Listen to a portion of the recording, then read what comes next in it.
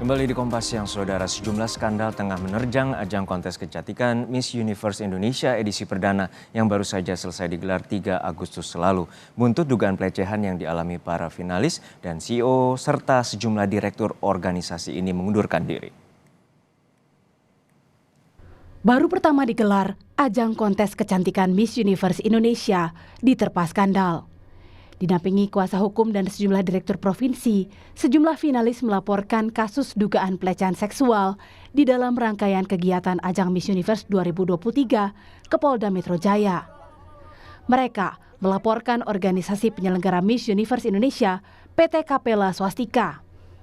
Tanpa pemberitahuan, para finalis tiba-tiba dipaksa melepas busana untuk pemeriksaan tubuh atau body checking dan didokumentasikan. Saat itu, bahkan ada sejumlah pria di dalam ruangan. Rundown agenda keseluruhan tidak ada menyebutkan sama sekali adanya namanya body checking.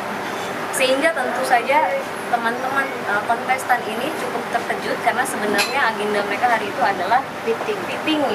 Nah, ternyata ada body checking yang dilakukan secara sembrono, ya, melanggar hak-hak pribadi, private, dilakukan di sebuah ballroom. Mungkin teman-teman bisa bayangkan ballroom itu terbuka, di mana ballroom yang kita ketahui ada CCTV dari segala sudut dan hanya disekat seada-adanya, disekat dengan banner, disekat dengan gantungan baju, di mana teman-teman sampaikan ke saya ketika dilakukan itu tidak hanya mereka sendiri, kadang ada yang digabung dengan kontestan yang lain.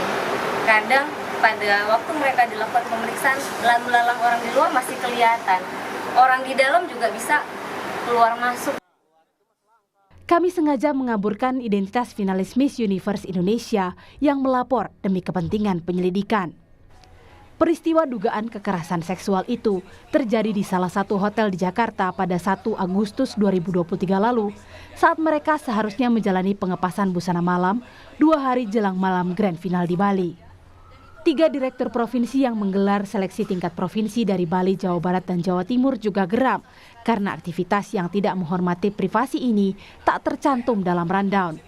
Karena takut memengaruhi penilaian, para finalis terpaksa mematuhi perintah yang tak lazim dan disertai kekerasan verbal itu.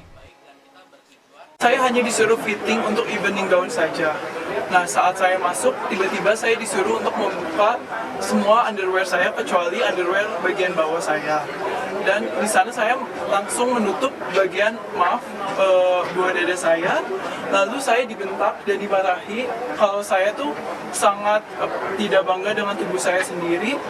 Gimana kalau nanti saya dikirim ke kompetisi internasional yang pasti akan dilihat telanjang oleh semua banyak orang. Lalu saya di situ merasa agak tertekan, tapi saya juga tidak bisa berbuat apa-apa karena takut sebagai itu salah satu penilaian. Dan di situ hanya ditutup oleh sekat kayu saja, dan itu terbuka, banyak orang bisa lalu lalang, dan di situ juga ada pria juga. Jadi ada beberapa wanita dan beberapa pria juga, jadi benar-benar ramai dan saya sendiri. Sekitar 3 orang cowok dan juga kurang lebih 5 orang perempuan. Tapi yang bikin saya resah adalah bukan karena sebenarnya body checkingnya, tapi lebih ke karena rame-rame. Dan di situ waktu saya masuk itu masih ada finalis yang kondisinya sedang telanjang. Dan waktu saya melakukan body checking, ada 2 finalis lagi yang dipanggil untuk melakukan hal yang sama. Dan kita benar-benar cuma pakai celana dalam doang. Dan di situ kita disuruh melakukan beberapa pose seperti harus langkah, harus pose belakang, seperti itu. Dan di pengalaman saya sendiri itu bagian belakangnya seperti diintip gitu. Dan saya saat itu kayak sangat bingung dan sangat tidak nyaman. Buntut polemik ini, CEO Miss Universe Indonesia Elden Wang dan sejumlah direktur, termasuk Direktur Fotografi Rio Motret alias Rio Wibowo dan Direktur Kecantikan Slam Yono mengundurkan diri. Miss Universe 2023 adalah gelaran perdana kontes kecantikan untuk memilih wakil Indonesia ke ajang Miss Universe setelah puluhan tahun lisensinya dipegang Yayasan Putri Indonesia. PT Capella Swastika Karya kini menjadi pemilik baru lisensi Miss Universe di Indonesia dan didirikan oleh penyanyi Poppy Capella. Lewat akun Instagram resmi Miss Universe Indonesia, Poppy pun menjawab polemik dugaan pelecehan seksual dalam body checking ini dalam bahasa Inggris yang kami terjemahkan.